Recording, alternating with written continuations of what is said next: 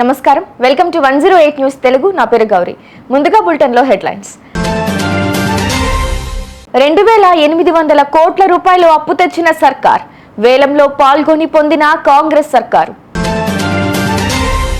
ప్రజా పాలన, ప్రజా దర్బార్ అంటివి, ఇదేనా ఇందిరమ్మ రాజ్యం అంటే? కాంగ్రెస్ ప్రభుత్వంపై మండిపడిన హరీష్ రావు. చంద్రబాబు చాలా స్ట్రాంగ్, చంద్రబాబుపై తెలంగాణ మంత్రి ప్రశంసలు. ఉత్తరప్రదేశ్లోని ప్రయాగ్రాజ్ లో జరుగుతున్న మహా కుంభమేళా, ట్రాఫిక్ లో 30,000 వాహనాలు, అధికారులు వెల్లడి. రాష్ట్ర ప్రభుత్వం రిజర్వ్ బ్యాంకు నుంచి మంగళవారం మరో 2800 కోట్ల రూపాయల రుణాన్ని సమీకరించింది.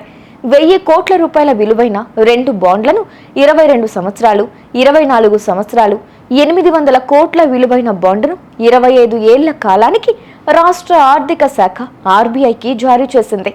మంగళవారం జరిగిన వేలంలో పాల్గొని 2800 కోట్ల రూపాయల రుణం పొందింది.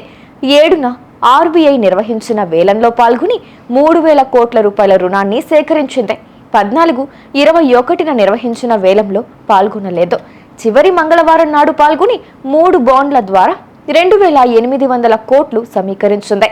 2024-25 ఆర్థిక సంవత్సరానికి ఎఫ్ఆర్బిఎం పరిమితిని కేంద్రం 49,255 కోట్లకు విధించగా, ఇప్పటికే రేవంత్ ప్రభుత్వం 3 త్రైమాసికాల్లో తీసుకున్న రుణం 41,759 కోట్ల రూపాయలకు చేరింది.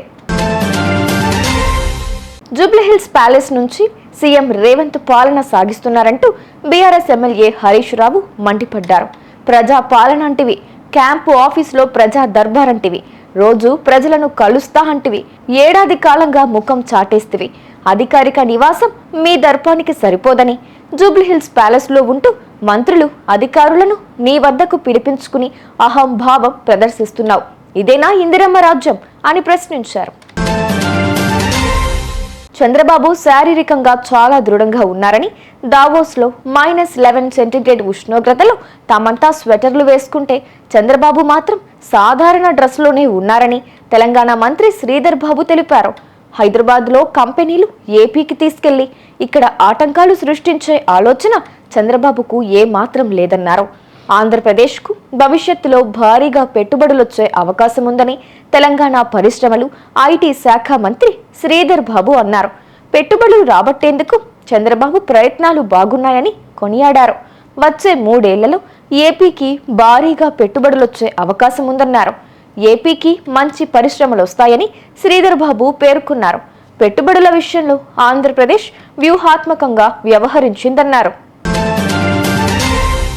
ఉత్తరప్రదేశ్లోని ప్రయాగ్రాజ్లో జరుగుతున్న మహా కుంభమేళా ట్రాఫిక్ కష్టాలు మొదలయ్యాయి. ప్రయాగ్రాజ్ బార్గా సమీపంలోని భారతీకుప్ వద్ద దాదాపు 30,000 వాహనాలు ట్రాఫిక్లో చిక్కుకున్నట్లు అధికారులు తెలిపారు. బాగ్రా నుంచి భారతీకుప్ వెళ్లే చిత్రకూట్ రహదారిలో వాహనాల రద్దీ తీవ్రంగా ఉంది అని అధికారులు తెలుపుతున్నారు. ప్రయాగ్రాజ్ నగరంలోని వాహనాలకు అనుమతిని అధికారులు నిషేధించారు. చూసారుగా, ఇవి ఇవాల్టి బులెటిన్ అప్డేట్స్. మరో బులెటిన్తో మళ్ళీ మీ ముందుకు వస్తాను. అంతవరకు కీప్ వాచింగ్ 108 న్యూస్ తెలుగు.